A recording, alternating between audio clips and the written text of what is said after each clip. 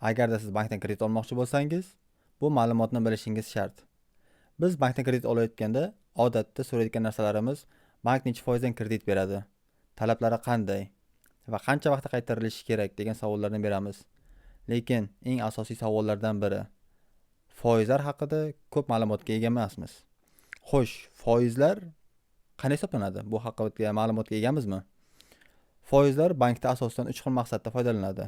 Ya'ni kredit berishda foizlardan foydalanadi, omonatga pul qo'yayotganda foizlarni bilishimiz kerak bo'ladi va inflyatsiyani va boshqa moliyaviy ko'rsatkichlarni hisoblayotganda foizlar kerak bo'ladi.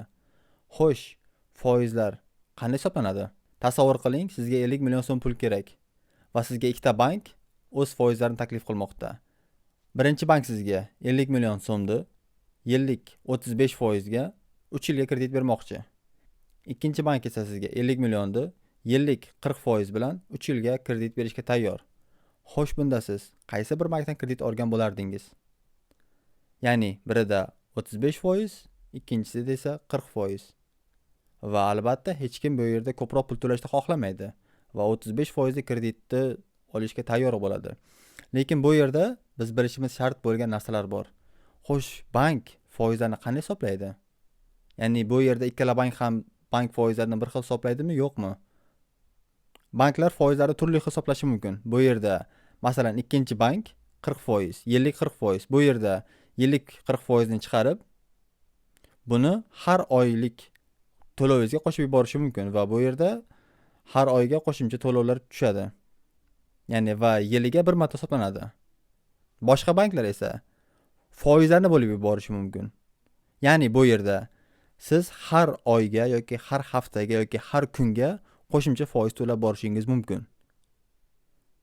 Tushunarli bo'lyaptimi? Ya'ni bitta bank foizni bir yilga umumiy hisoblayapti. Boshqa bank esa balkim har oyga bo'lib tashlashyapti. Bu yerda foizlar bo'linyapti. Foizdan chiqqan summa emas. Ya'ni bu bo'lishi mumkin 12 oyga bo'lishi mumkin, har haftaga bo'lishi mumkin yoki har kunga bo'lishi mumkin. 35 foizni agarda har kunga hisoblaydigan bo'lsak, bu kuniga 0.1 foizdan to'g'ri keladi. Va 1 yillik umumiy foizlar esa 44 foizni tashkil etadi. Ya'ni bizga 35 foiz ko'ringan foiz aslida 40 foizdan ko'ra ancha balandroq. Ya'ni 44 foizni tashkil etyapti. Va 3 yildan keyin bu ikkala bankning o'rtasidagi farq. Birinchi bankdan 35 foizga kredit oldingiz va kuniga 0.1 foizdan qo'shilib bormoqda. Va bu 3 yildan keyin sizga 149 million so'mga aylanadi. Ikkinchi bank esa sizga 40 foizga kredit berdi. Bu 3 yildan keyin umumiy summa 137 million so'mga aylanmoqda va o'rtadagi farq 12 million so'm. Men bu bilan kredit olishingiz mumkin, kredit halol demoqchi emasman. Men shunchaki hayotda har xil vaziyatlar bo'lib qolishi mumkin va shunday vaziyatlarda bilib qo'yishingiz muhim bo'lgan ma'lumotni yetkazmoqchiman xolos. Bankdan kredit olish, qay maqsadda olish, bu sizning ixtiyoringizda.